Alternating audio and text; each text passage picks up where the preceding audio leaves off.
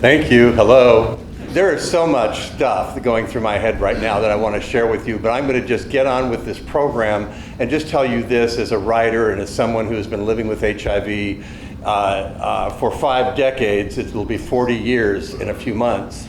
That I've just tried to tell the truth. That I was a writer before I knew I was gay. I was a writer before I became HIV positive. I just wanted to tell stories. And I'm as surprised as anybody that I'm still telling stories today. It just so happened that I lived during a time in history in which this very world-changing thing occurred in the community in which I lived. And I was lucky enough to get out of the 80s alive and write about it. And that's what I've done. And I've just tried to tell the truth. I had an editor who told me early on, don't worry about anything, just say the truth. It doesn't matter how you come off. Don't try to sound smarter than you are. Don't sound wiser than you are. Just tell the truth. And that's what I've tried to do. I have been inspired every step of the way by my own community, by the allies that we share that have helped us along the way. And I want to ask you right now, if you identify as an HIV survivor and you are comfortable doing so, would you please stand for us? Would you do us that honor? Thank you. And stay standing. Don't go anywhere. Stay right there. Because I want to say something to you. I am here because of you. We are here because of one another, because we know we have each other's backs. We know how to teach each other and to love each other. And you inspire my work. Keep standing, because I want to ask something else. If you identify as a survivor, stand up and join them. If you are a survivor of any kind, stand up. I learned from all of you. And we love each other, and we teach each other, and we help each other. And if there's anything we can go away with tonight, it's who we're standing next to and who stands next to us. And thank you very much.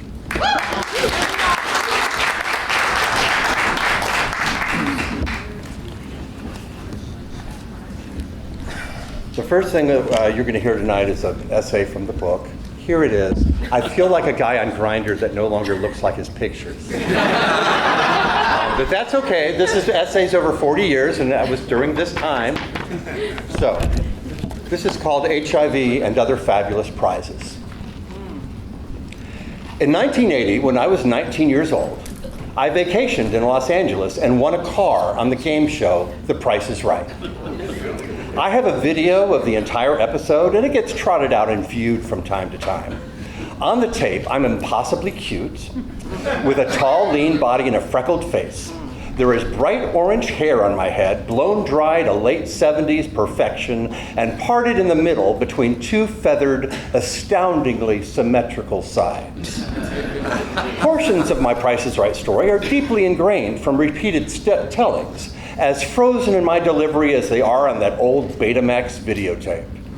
Hearing announcer Johnny Olson shouting, "Mark King, come on down!" and galloping down the ramp to bidding stations in front of the stage, jumping up and down, my sprayed hair jolted above me in 2 clumps, floating back down to my head like snapping an orange sheet over a bed and watching it descend. Or when I won the very first prize that came up for bids, and a man arranged. And to the winner of that range goes, I can hear Johnny Olson saying, Kentucky Fried Chicken in an insulated tote bag. It's so nice to feel so good about a meal.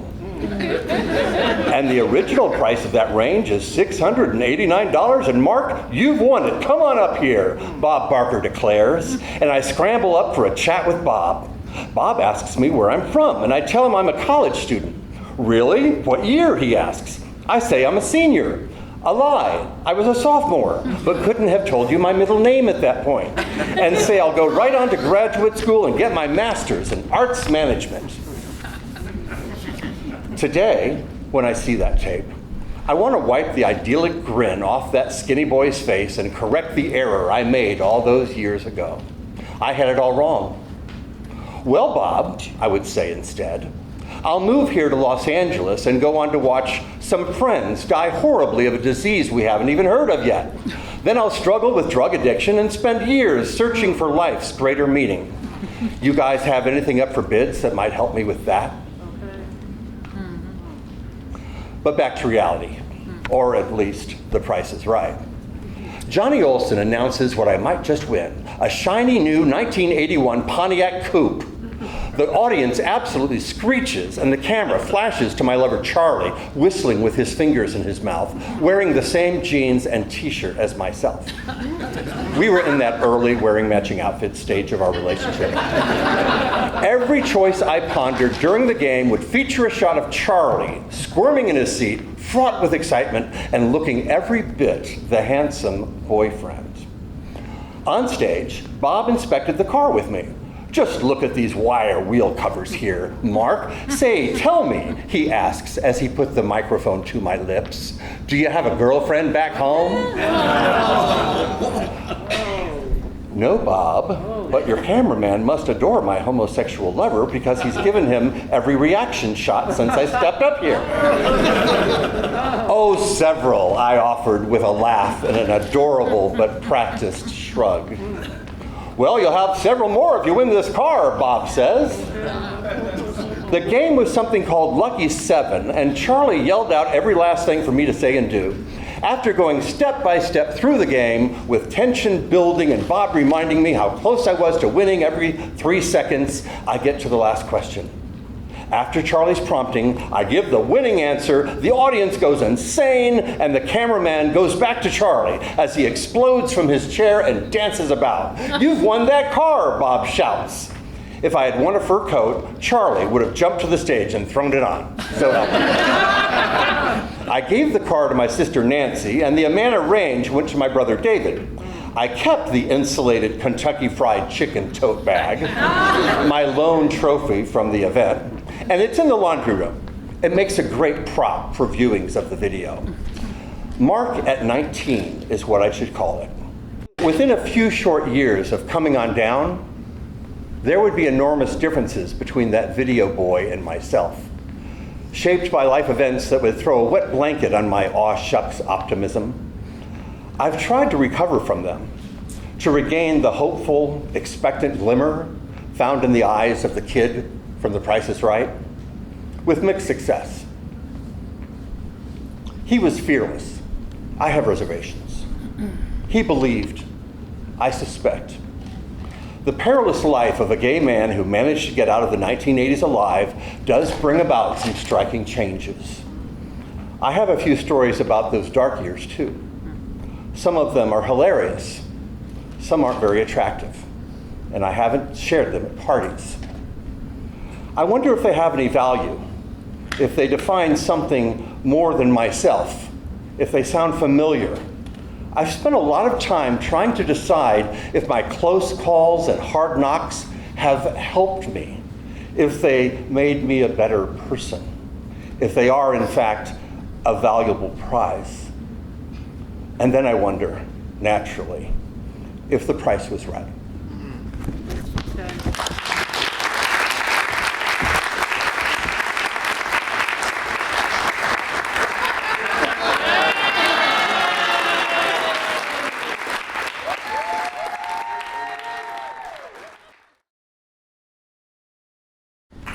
Good evening, everybody. Good evening. All right, call and response. I love it.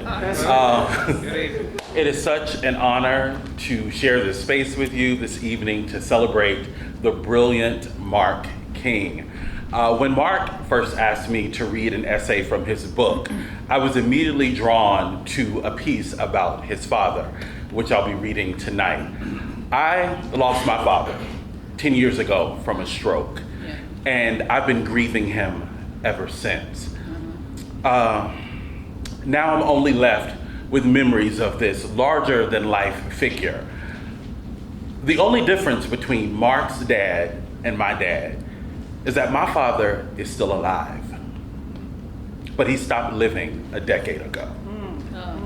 I am one of his survivors, and this is Outliving My Father. The descriptions of his decline and whispered calls from back home had a dreadfully familiar feel to them. Weight loss at a frightful pace, losing interest in the world, suddenly looking very old indeed. Most gay men of a certain age have heard those words, have seen the patient, have buried the friend. This case was different though. It wasn't AIDS, it was cancer, and the patient was Dad. The disease had swept rapidly through my father after his initial diagnosis. The inevitable was approaching, but the territory was completely unfamiliar to my family, who hadn't seen a death in more than 30 years. They were about to get a tour through hell. I had already traveled it many times. Well, he's lost a lot of weight, Mom said on the phone. And sometimes he will say the same thing more than once. That does scare me a bit. You think you're scared now, I thought. Have you checked into hospice care? I asked. It's exhausting for a man in his 30s to care for a dying lover. Mom was 75. Well, no, honey, I thought we could wait on that. Her voice drifted. Something inside me went on AIDS autopilot. Call the doctor and ask about hospice care, I practically ordered. They can help avoid another hospital stay, Mom. The family would do anything to prevent that scene again. I flew home within days. Still, no hospice care. My family was stunned into inaction, it seemed. Had anyone spoken to Dad about getting nursing help, about his illness, about how everyone was dazed into speechlessness? Heads shook slowly. Eyes looked downward. After 15 years living with my own HIV infection, my medical choices, power of attorney, no resuscitation instructions, had long been settled. Mom was uncomfortable with the decisions, much less the reality. On my second day home, I found myself alone with Dad. He was bundled on the sofa, and whatever his thoughts, they seldom found words. His condition looked hauntingly familiar, leading me to a nonsensical conclusion. Dad has AIDS, my mind insisted. Can I talk to you about what's going on? I asked him. Yeah, he said weakly. This is really horrible, Dad. And everyone is freaked out and doesn't know how to act. His eyes never left me. Mom is afraid to ask for help. You need a nurse. Do you think that's okay? Well, yes, I do. He meant it. Your mother works very hard. I took his hand. This is hard for your mother, I think. He continued. Your mother and I, we are one mind together. One mind. I had never heard anything so romantic from my father. He saw it in my face, and he found the sadness too. Don't worry, he said. And his hand tightened around mine. It's okay. I'm all right. This is all right. I wanted to say everything at once. Every declaration of love I had for my father. The retired colonel who loved his family fiercely, laughed heartily, and equated only happiness with success. I will talk about you my whole life, I said. All the stories, all the things you've done for us. But how do I explain you to anyone? My voice choked, and my attempt to properly organize my father's last days was awash in unexpected tears. I looked up and was stunned to see damp eyes staring back at my own. A tear escaped and rolled tentatively down and across his cheek, as if unsure of the path, so alien was the terrain. We began words and abandoned them, floating silently in a moment I hope could delay the inevitable. I thank God for a gift that, in the distorted world of AIDS, I had wanted so badly over the years. I would outlive my father. Only after having collected the courage before to say goodbye to realize the fear and talk about it anyway, did I have the strength to address it with my dad. This is not a story about AIDS, but it is a story because of it. Thank you.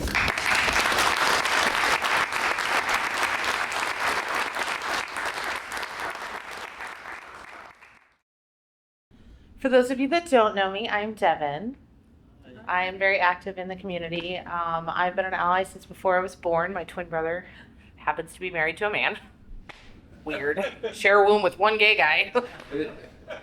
So, of course, I got a nice lighthearted story. Ish.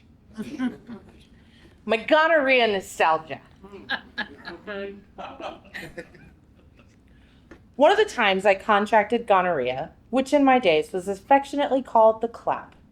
I was 20 years old and had just moved to West Hollywood, California. It was 1981. Disco was still thumping in the bars and the bathhouses were packed. My dance card was filled. When I admitted my telltale symptoms to a friend, he directed me to a local clinic in the heart of the gay strip. The waiting area, filled to the brim with gay men, had the undeniable scent of brute cologne and testosterone. And despite the circumstances, we all cruised one another through sheepish glances. It was embarrassing, but not the worst day of my life. The clinician touched me in my private places with rubber gloves, and the shot he gave me worked. Life went on. During my early years of recreational sex in the busy gay mecca, I caught the clap so many times I called it the applause.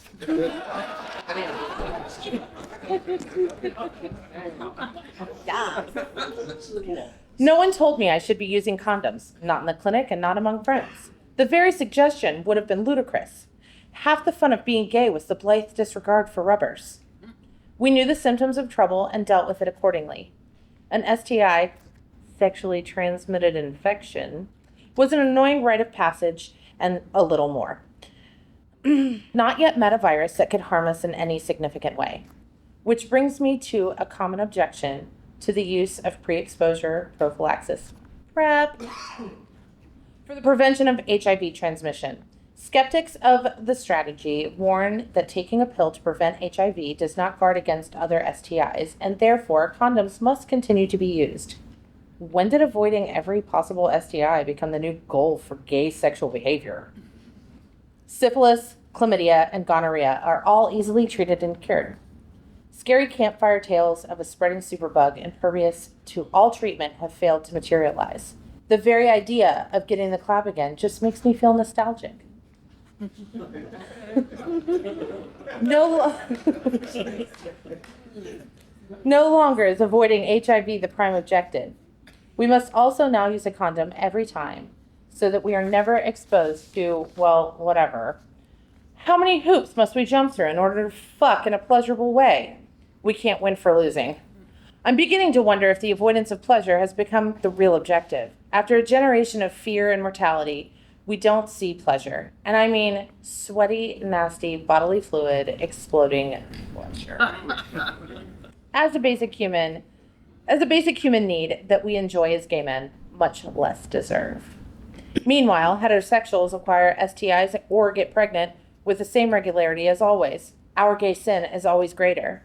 Whatever moderate concern we once had for contracting an STI and empathy for those getting one has been transformed into a fearsome judgment of all repercussions of gay sex, regardless of its actual threat to our health. It's a shame-based, sex-negative ideology, and it's painful to observe, particularly with my own community. There are many ways to avoid HIV infection that can still give you an STI. That's true, and every person should engage in sober reflection and make their assessment of what risks they are willing to take. I'm a proponent of shoot the alligator closest to the boat, meaning prioritize the risk and act accordingly. Gay men who take steps to avoid HIV practice a number of strategies. They choose PrEP or limit themselves to oral sex with partners whom they don't know, or they only talk, or they know their partner is undetectable, or they themselves are on successful treatment. All of these methods can prevent HIV transmission, but can still expose someone to an STI. I consider the man who employs these strategies and maintains a relationship with his healthcare provider to monitor any infections a success story. I have no interest in telling him to jump through a few more hoops if he wants to be truly, totally super safe from all of life's ills. There is a cost being human and of the pleasures we seek, whether it's sex or fast cars or the second piece of cake. Unfortunately, because the topic is gay sexuality, it tends to make some of those alligators appear much larger than they really are.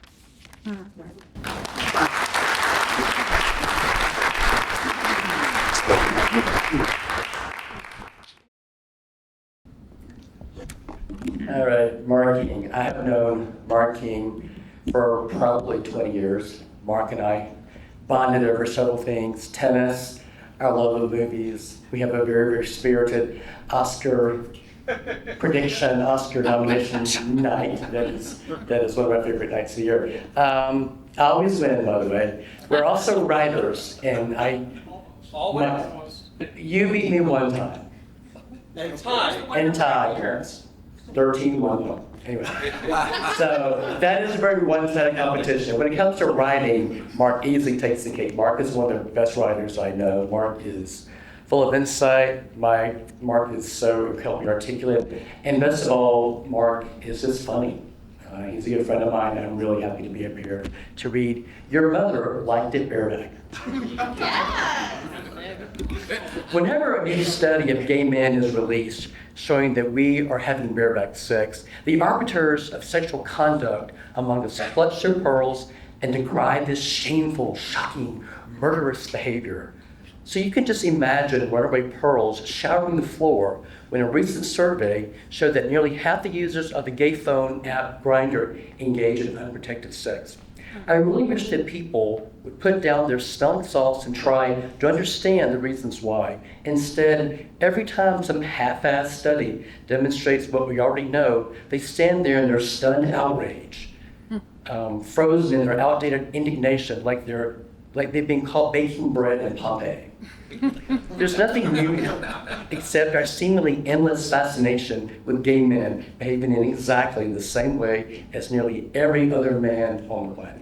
Maybe those who find bareback sex distasteful believe they're being politically correct, that their strident judgments about the sex lives of others are in the service of HIV prevention, that criticizing other gay men for acting like human beings will somehow alter instincts that evolution built over millions of years. Perhaps this is part of our new gay agenda, to demonstrate to straight society that we're just as good at shaming gay men as they are, that we'll gladly be neutered for equal rights and be denied the same pleasures they take for granted, that if they only give us gay marriage, we won't talk about the unprotected butt fucking that will happen in this wedding.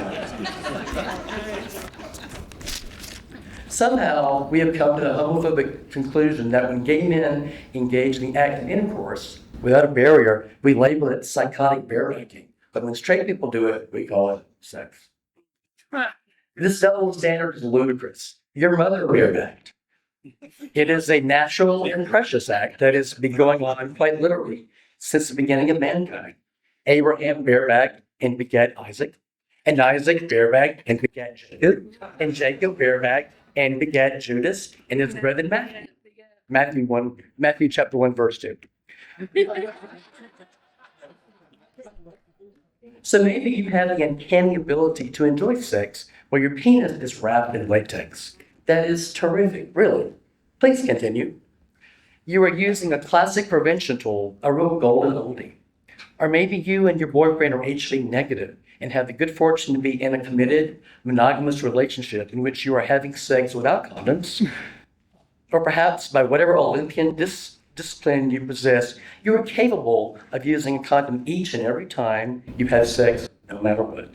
You are to be commended, and you are, regrettably, in the minority. All of these scenarios are valid and worth replicating whenever possible. They do not, however, represent a superior high ground from which to make pronouncements about someone else's stories. There was an unspoken agreement that gay men made amongst ourselves during the AIDS crisis of the 1980s. We accepted that we would use condoms. At the time, it was the only safer sex option that existed until whatever time the crisis abated. Many of us believed this contract would be in effect for the rest of our lives, if only because we thought we would be dead within a few short years. But none of us could have fathomed that 30 years later, we would still be held to these strict and oppressive guidelines. Even then, some of us didn't follow them. One might assume that the cascade of death we experienced would have led to long-term behavioral change. In fact, many of us responded to the crisis in a profoundly humane way. We found comfort by making love with one another, often without a condom. It was a life-affirming gesture, an enormous fuck you to AIDS.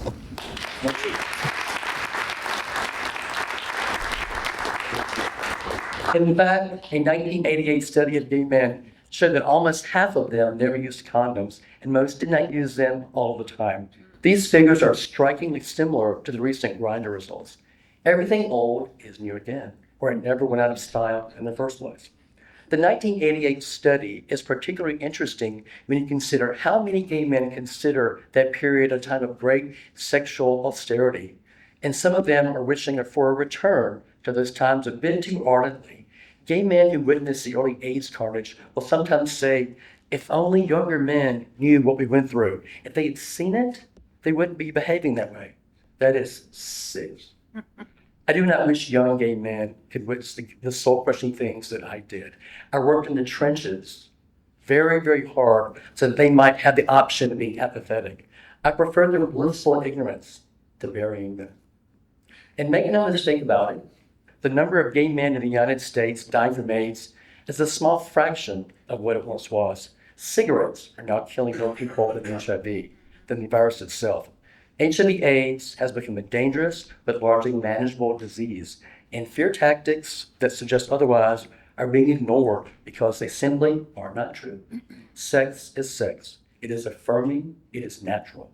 And anyone who wishes to equate unprotected sex to death and disease really needs to get some therapy. Condom usage will almost certainly continue to decrease in the future because of new tools that have joined the growing list of HIV prevention options. Pre-exposure prophylaxis, PrEP, taking medication in advance of sex with an infected person has been shown to significantly reduce the risk of transmission, and some insurance plans in the United States are converting the cost. We also know that when those with HIV have been having an undetectable viral load, the risk of transmission is negligible. So treatment as prevention efforts have increased. A new British study of straight couples showed that an undetectable viral load is more effective in preventing transmission than condoms, and those researchers believe the same will hold true for gay men. We don't have to do this anymore. We don't have to clobber each other with condom fascism, discredit the value of our sex lives, or promote a single strategy that doesn't work for everyone.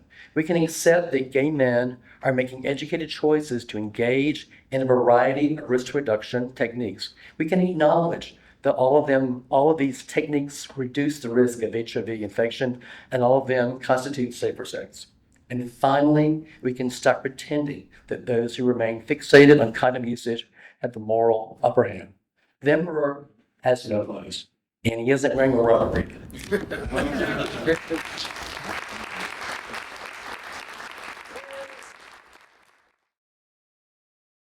Hello, everybody. How y'all doing? I know we're covering some sad topics. However, we are going to celebrate also.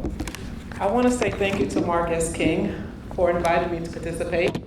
You gave me an opportunity to come out of my lab, my writer's lab, put a little lip rouge on, push the girls up a little bit, and come out and have some fun with y'all. Is that okay? All right. I will be reading The Man Who Buried Them Remembers. I must say, please bear with me because it took me some time to get through this without breaking down. So I'm going to do my best, y'all. Send me some support. When he conducted the funerals, Tom Bondarenko tells me he always wore his priestly garments and white stole, even when no one showed up for the gravesite services. It was important to show dignity and respect, Tom says. He taps the coffee cup in his lap nervously. I'm sorry, he says. He clears his throat, but it doesn't keep his eyes from welling up. No one has asked me to talk about this in a really long time. We are sitting in his office at Movable Feast, the Baltimore meal delivery agency for those with life-threatening diseases, where Tom has served as director for the last 8 years. His office is spacious and cheerful, but this conversation is a difficult one. He had discreetly closed the door, his office door behind us, when I arrived. When Movable Feast was first founded in 1989 to deliver meals to homebound AIDS patients, Tom was engaged in a different, more literal ministry to the disenfranchised. He was a priest staffing a homeless shelter for Catholic Charities of Baltimore. It was there he met someone with AIDS for the first time. A young man came to the door of the emergency shelter sometime in 1987. He says he was covered in black marks, lesions, everywhere. He said he needed to clean up before his doctor appointment the next day. Tom had grown up in New York City, and as a gay man, he had known people who died very suddenly as far back as the early 1980s. But he had never stood face to face with someone so ill with the dreaded disease. I couldn't help but to ask Tom how he felt meeting that person. Tom stares out his office window, and his eyes are so beautiful, romantically blue, framed with creases of worry, the eyes of a priest. He turns back to me with an answer. Here was a young man who was going to find out from a doctor the next day that he had AIDS. He manages. He starts tapping his coffee cup again.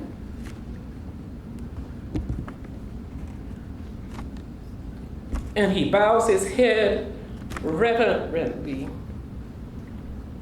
And he was about to be told that he was going to die. Tom never saw the young man again. People with AIDS became more common at the shelter. Before Tom got to know the regulars, and they began to ask him to perform their funeral services. They just wanted to know they would be buried, he says quietly. They didn't want or need anything religious. Most of them were estranged from their families, drug abuse, that sort of thing.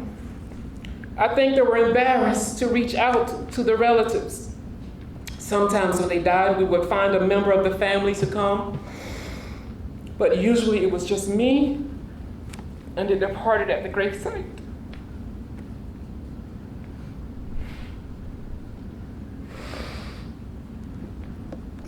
You got this. You got this. The burials were performed at unmarked graves. At unmarked graves in a lonely section of Baltimore cemetery. The caskets were as charity required. Simple wooden boxes, and they always contained a body. Always. The funeral home would not cremate someone who died from AIDS because they were afraid of poison in the fucking air. I said fucking, not Tom.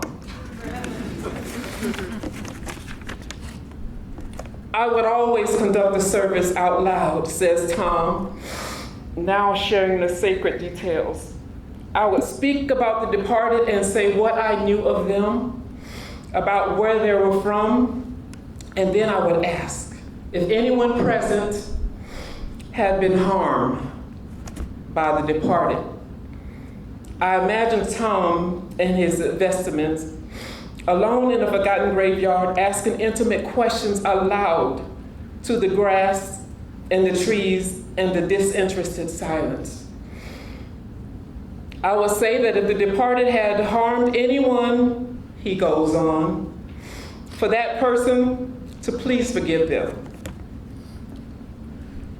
Tom's voice falters. And then I would ask the departed to forgive too. I would tell them, you're on the other side now. Let it go.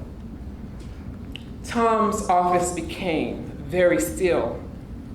I feel as if I'm holding my breath.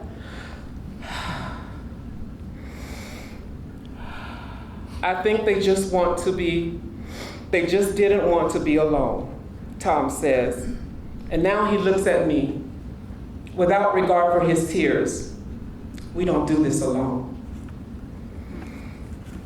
Because of you, I think to myself, they weren't alone. Because of you, Tom. I'm so sorry, he says, wiping his face. I haven't talked about this in so long. He considers the faraway scene he has conjured, his graveside questions to no one, and then adds, it was the most important, meaningful thing that I have ever done. I wonder aloud if the experience boasted his religious faith or challenged it. He looks surprised by the question. Well, he answers, after a moment, I believe it strengthened my faith. Yes, I want very much to believe in him. Tom left Catholic ministries and the priesthood not long after he conducted the last of his burials for the homeless. A decade later, he joined a movable feast and embraced its mission to provide sustenance for people in need, people like those to whom he once ministered. Tom's fellow staff members know little about his life a generation ago. Most of them aren't aware of the aching memories beneath the calm surface of their sensitive and capable boss. They may not fully understand why Tom leaves the office once a week to distribute food personally to homebound clients. But they will tell you when Tom Bondarenko returns from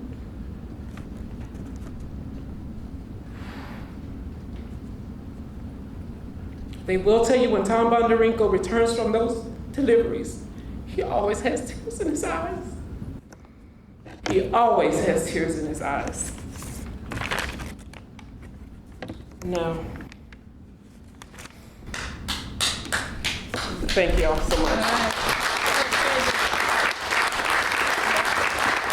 I just want to say, I don't know why you chose this essay for me, but I'm really glad you did, because I could be the woman who buried them remembers. Because reading this reminded me of growing up in South Carolina with so many of my friends, my childhood friends, my school-age friends. All of them that I hung out with, grew up with, are dead now. So when I go back home, there's no one for me to go back and do the things that you do when you go back home with your friends. Although all of them did not die from HIV/AIDS complications, the majority of them did die from AIDS. And another moving part of this essay is talking about dying alone. Because so many people have died alone, and so many people will die alone. And I'm remembered when I was 18 years old and I struck out on my own to leave the den, to leave my mother's house.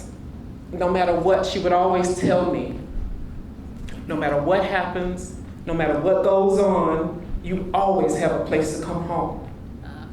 You always have a place where someone will care for you and be there for you.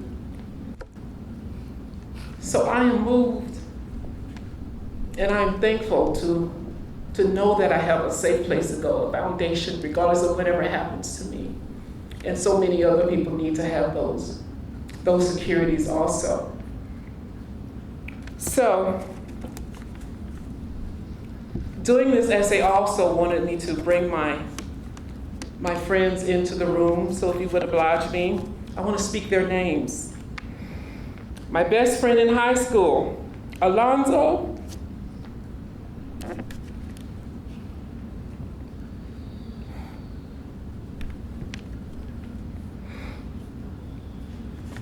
Alonzo Fernando DeLay, AKA Asian. Joseph James, AKA Miss Josephine, AKA J-Lo. Ernest Shop, AKA Miss Monica. Floyd Washington, AKA Miss Patty. My best childhood friend, Calvin Rouse. Junior DeLay, Miss Scooter, rest in peace. Like Tom Bondarenko stated, we don't do this alone. So in closing, as a Black trans woman, I want you to always remember, no matter what no one ever says, no matter what no one ever tells you, human rights are trans rights are human rights. That's right. And our visibility saves lives, which is why I'm here this evening. So show up and participate for equity, because your visibility may save a life. Thank y'all so much for your attention.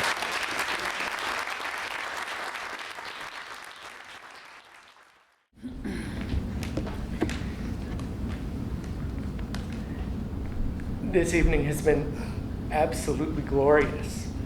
Just thank you so much for everything that you've brought and for bringing us all together. I really appreciate that. And I also appreciate being included. And my essay that I'm to read is called Probing My Anal Phobia.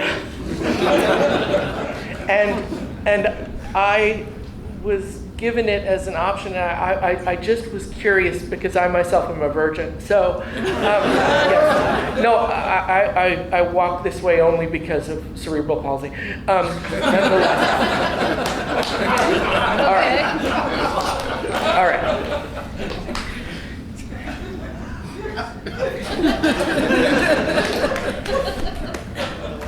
Let us all pray. Okay. All right.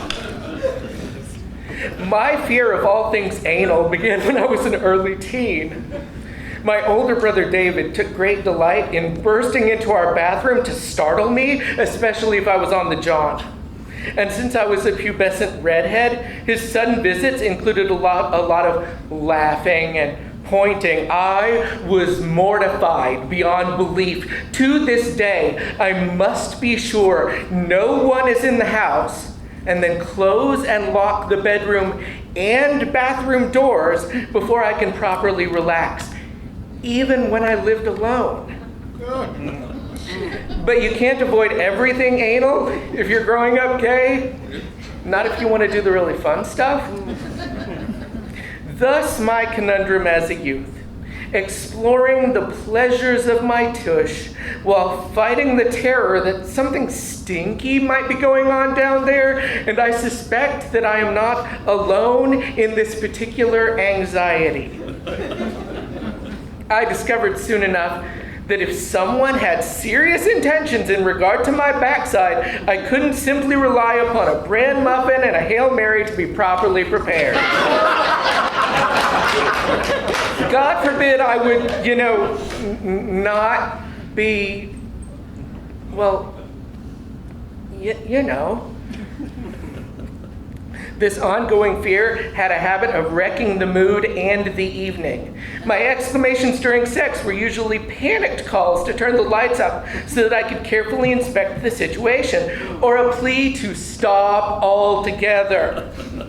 Okay, that's fine. That's fine. No, wait! I would cry out. Am I okay down there? I mean, is it okay? I mean, okay. Go ahead. No. Hold on. Are you sure? Are you sure I'm I was usually so involved with my protestations that I would hardly notice my date gathering his things to leave. There are cleansing products meant to address this situation, but they require a certain comfort level with your own body and a little patience. Meaning, they were incomprehensible to me. But I did try my best. Drugstore enemas always felt too clinical, like something a nurse should be administering so you could move your bowels. A phrase I hope I never have to hear again, much less type. But never fear, leave it to gay men to popularize the shower shot, a long hose which screws into your shower head and ends in a narrow nozzle just right for sliding up your bum for a thorough intestinal rinse. The modulation of this instrument, however, and I cannot stress this enough, is of utmost importance. Too little water pressure, and you've got a little dribble with very little cleansing effect. Too much, and you've just inserted a pressure washer into your ass that could peel the paint off a building.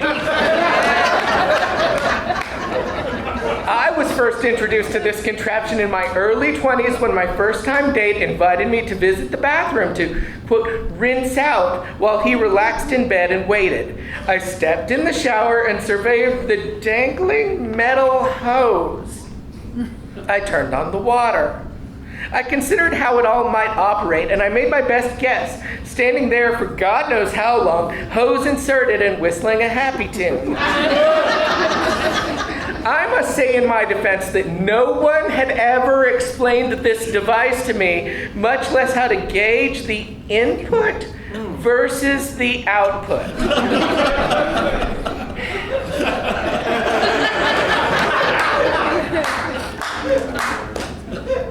That poor, unfortunate man. He had really pretty designer sheets, covered with a gorgeous blue and white pinstripe blanket that I can still see clear as day. Such a lovely bedroom. That is, until a few passionate moments later, when all of it was soaked with a solid gallon of spoiled water that had been percolating in my poop chute, exploding from me in a streaming rush that looked like the wake of an outboard motor hurtling toward Lake Erie. The word apocalyptic comes to mind. Only as I matured did I realize that I had options. I discovered that I did not, in fact, always have to play catcher, and I stepped up onto the pitcher's mound with great enthusiasm. But as much as I enjoyed the view from above, I worried still that maybe I wasn't holding up my end of the bargain. It was only after pitching a near-perfect game one day that my partner in the dugout helped me make a simple decision. "Mark," he said, "why don't you just stick to what you do well?" And it was this generous assessment that gave me the confidence to hang up the hiney hose forever. Yes, that's right. I am now a dedicated top. I will allow you a few moments of incredulous wonderment. What's even more amazing is my having a boyfriend who not only is loving and adorable, but absolutely expert at the exotic mysteries of booty sex preparation. It really is an impressive talent, if you ask me, like walking on your hands or spinning plates on sticks.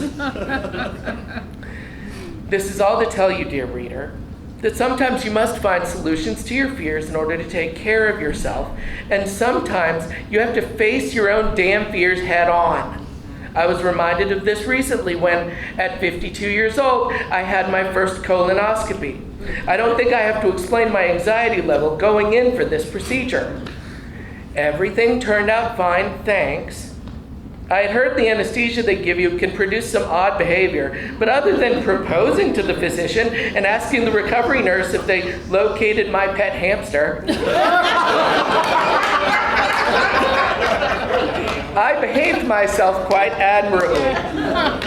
The only side effect of my colonoscopy was a bloated feeling in a case of the gurgles. Well, and a few hours later, I had the longest, most continuous release of gas that I have ever experienced in all my days. I'm talking a minute plus here, people. I really wish my older brother David had been there. He loves that kind of thing. Thank you.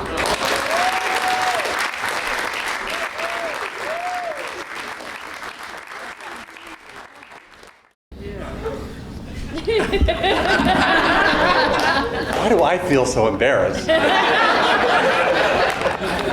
Well, you know, she said, tell the truth. Don't worry how it sounds, just tell the truth. Before we have our last reading, which is actually my favorite, no pressure, Larry.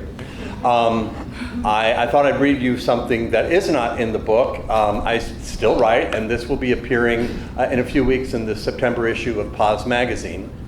And it contains a lot of things that are on my mind lately. So here's Mark's mind going on at the moment. It's called When Survival Ends.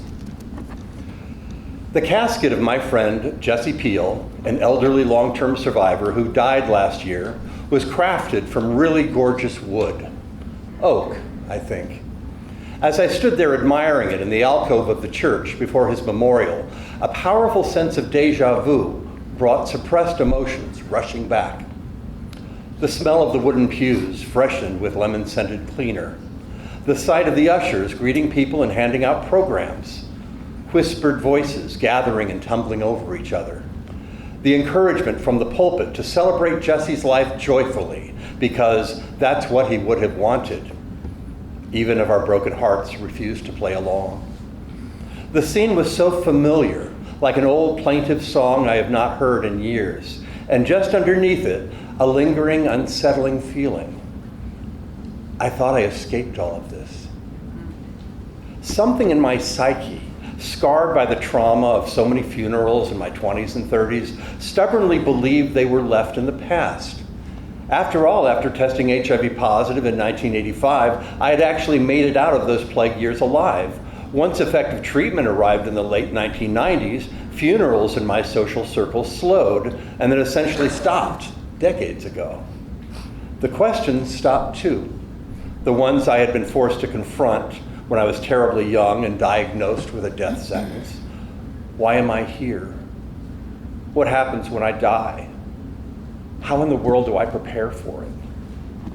Those questions, like the funerals, have returned. Long-term survivors in their 60s and beyond are getting a taste of late life mortality, the kind we once imagined for ourselves. And that means, with increasing regularity, that our survival ends. It makes me question my own lifelong fixation on survival. The very word survivor denies a basic human condition. We are mortal. Maybe it's the fact that the natural order of things, one generation ages and dies, followed by the next, was upended by AIDS. The wrong generation died. It threw us out of whack. As I enter late life, I find myself contemplating the realities of death for the second time. It just feels off. We don't like talking about this. The irony is that most everyone working in HIV/AIDS has experience with uncomfortable conversations. For 40 years, we have fostered public dialogue on condoms, bodily fluids, sex, gender identity, homophobia, and racism. There was no time to be coy when it came to saving lives. Silence equaled death. Now we're silent about death. I am convinced we are ready to talk a lot more about this renewed wave of mortality because I hear it from long-term survivors all the time. We are a stout bunch. Do not underestimate our willingness to face this topic. Fellow survivors like me tell me about their growing list of ailments and physical decline, and their confusing anger about growing frail when we're supposed to be grateful for having survived it all.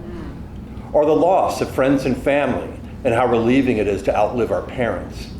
They describe stepping discreetly into funerals to sign the guest book and slip out again. So paralyzing is the post-traumatic stress when the pipe organ begins to moan and the eulogies begin.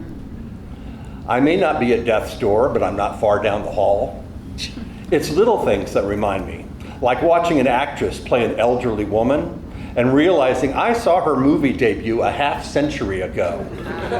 Or the grocery store clerk who asked if I needed help getting things to my car when I had exactly 2 bags containing a dozen eggs, 3 potatoes, and a bottle of Miralax.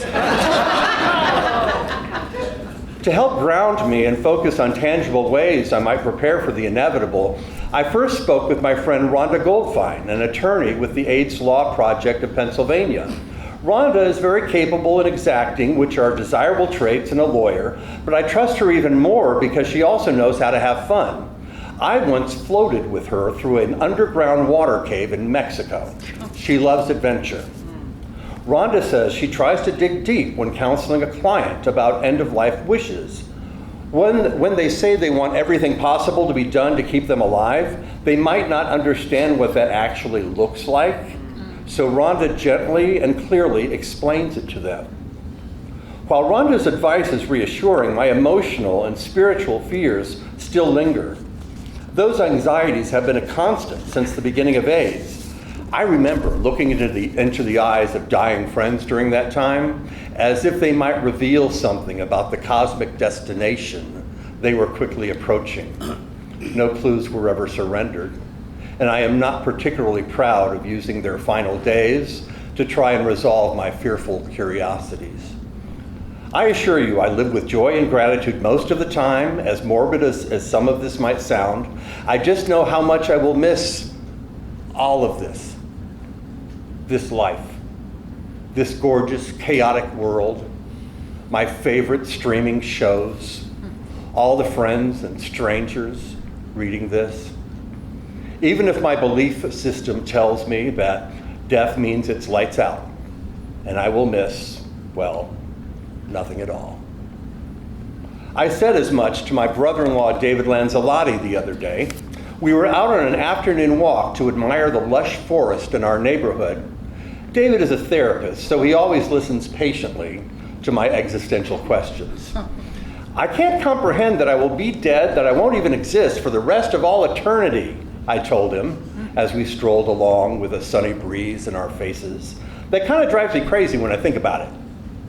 Well, David replied matter-of-factly, you weren't alive for all eternity before you were here. That doesn't seem to have bothered you much. I was dumbfounded. The truth of it, so maddening in its simplicity, made me want to stomp my feet. My friend Bridget Picou knows something about the intimacies of death and dying. She is an HIV survivor, a community liaison for the Well Project, and a licensed nurse. She has seen some things. Loss is loss, Bridget told me, but not all loss is equal. As a person living with HIV, losing a client to HIV complications has a profound effect on me. As a black woman and mother, when I hear about black men murdered on the street, I think of my son. That death is scary in a very different way. Bridget brings real clarity to how race changes the dynamics of death. Black men and women might die of illness like anyone else, she explained, but that death from HIV or diabetes was probably avoidable. Healthcare plays a role in that. I assume Bridget is talking about a lack of access to healthcare, and she corrects me right away. There are inequities beyond the fact that we have less access to healthcare, she contends. My clinical care will be different from yours. I can go to the same doctor as you do and not get the same healthcare, even with the same insurance. Bridget's point extends beyond doctors and patients, of course. Look at the high death rate of black mothers during childbirth, the horrific murders of trans women, the continued drumbeat of AIDS deaths among the marginalized, and you are witness to disparity. A just death, a natural death, might be the least everyone deserves, but it isn't promised to anyone. The impact of inequity extends to the very end of our lives. And that brings us, after all the worry and advice, to a basic truth. We must hold close to the life we have and to the moments lived in the here and now, when we can set aside eternal questions about the future and enjoy the glorious sights right in front of us. The grin on Rhonda's face as we float through a Mexican water cave. My brother-in-law David, with a warm breeze in his hair as we stroll through the forest. The clarity of Bridget's wisdom as she speaks of death and justice. The chorus of voices singing hymns at Jesse's funeral while the hairs on my arms stand up as if I might believe in something after all. Moments.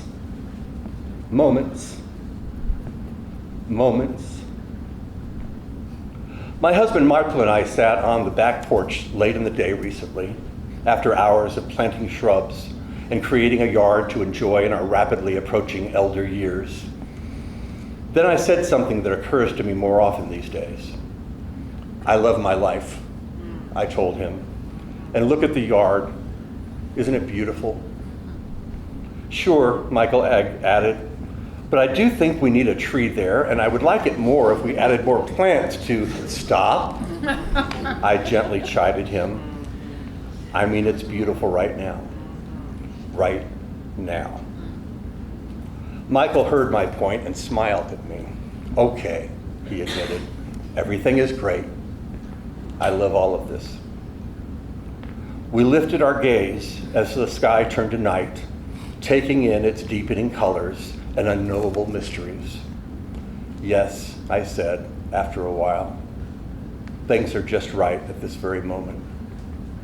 I reached for Michael's hand, feeling released from questions and answers, as we quietly watched the gathering infinite stars.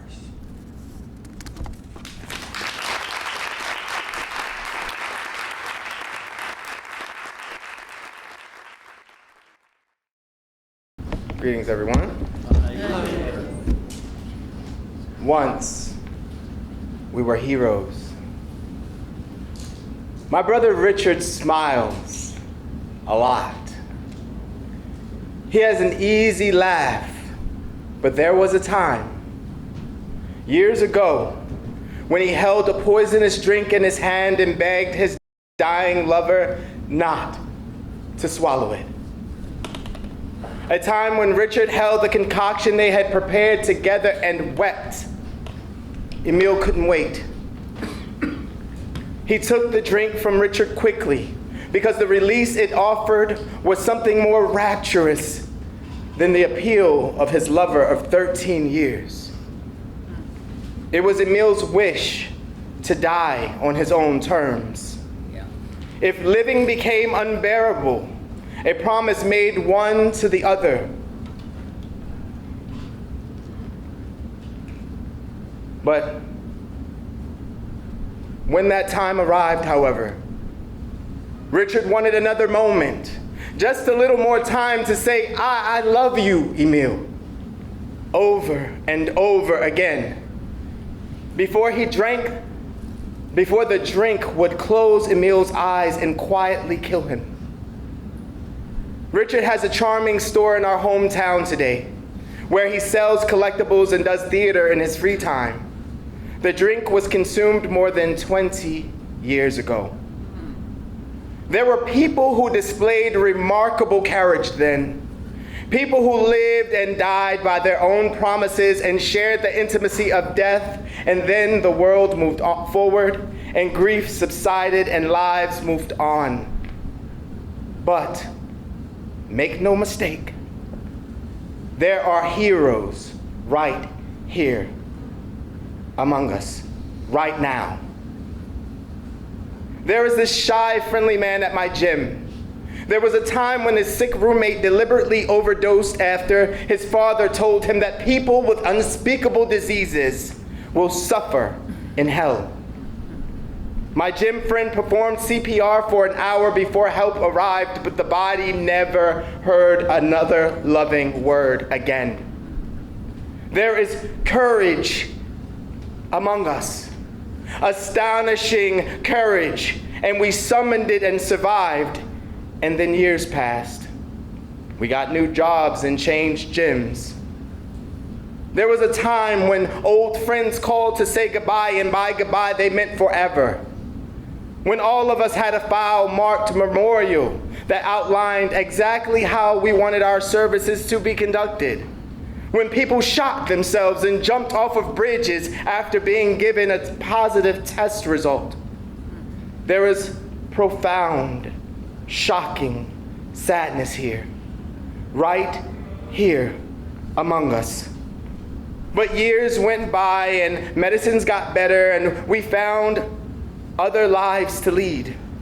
Our sadness is a distant, dark dream.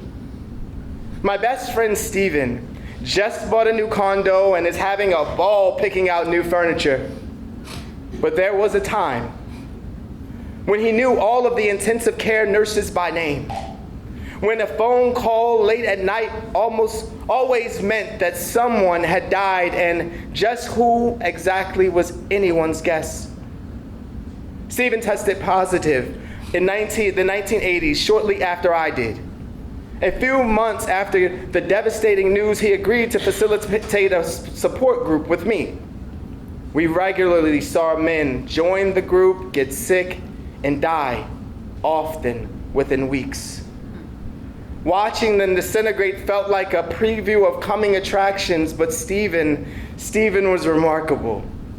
A reassuring presence for everyone, and worked with the group for more than a year despite the emotional toll and high body count. There is bravery here, still living all around us. But the bravest times was many years ago. And the times change, and the yard needs landscaping, and there's a brunch tomorrow. There was a time when I sat beside friends in their very last moments of life, and I helped them to relax, perhaps surrender, and told them comforting stories and lied to them. Jeremy lost his mind weeks before he died. Sometimes he had moments of sanity when we could have a coherent conversation before the dementia engulfed his body again. It was a time when you were given masks and gloves to visit friends in the hospital. He was agitated with the business of dying and told me he couldn't bear to miss what was to happen when he'd gone. I had an idea. I tell you what, I offered. I'm from the future, and I can tell you anything that you would like to know. Okay, then. What happens to my parents? He asked.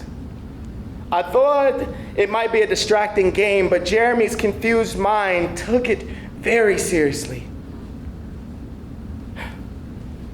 They went to Hollywood and won big on a game show. So they never did need your support in their old age, I answered. He barely took time to enjoy this thought before his hand grabbed my wrist tightly, almost frantically, and pulled me closer. When? He began, and a mournful sob swelled inside him. In an instant, his eyes begging for relief. When does this end? There was an awful, helpless silence. His eyes beckoned for a truth he could die believing. It does end, I finally managed. Although nothing suggested that it would, it ends, Jeremy, but not for a really long time. He digested every word like a revelation and slowly relaxed into sleep. There is a compassion here. Enough for the world's deities and saints acting in concert, infinite compassion for men who lived in fear and checked every spot on their bodies as they showered for Kaposi sarcoma, and for disowned sons, wasting away in the guest rooms of whomever has space. But we get older, and friends don't ask us to hold their hands when they stop breathing, and the fear fades, and I brought new loafers, and the white party's coming. The truth is this, and no one will convince me otherwise. My most courageous self, the best man I'll ever be, lived more than 2 decades ago during the first years of the horrific plague. He worked relentlessly alongside millions of others who had no choice but to act. He secretly prayed to survive, even above the lives of others. And his horrible prayer was answered with the death of nearly everyone close to him. To say that I missed that brutal decade would be only partially true. I missed the man I was forced to become. When an entire community abandoned tea dances for town halls, when I learned to offer help to those facing what terrified me the most. Today, the lives of those of us who witnessed the horror have become relatively normal again. Perhaps mundane. We prefer it. We have new lives in a world that isn't choking on disease. But once, there was a time when we were heroes. Thank you.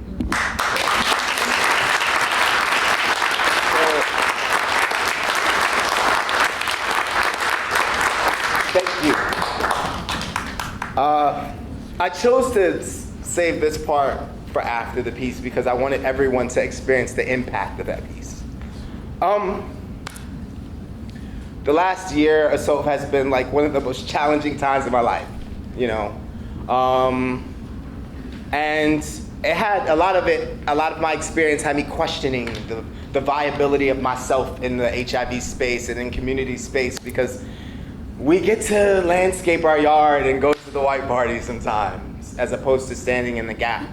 So when a person that I respect utterly, Darian Aaron, reached out to me about doing this, I was waiting. I was building my girl.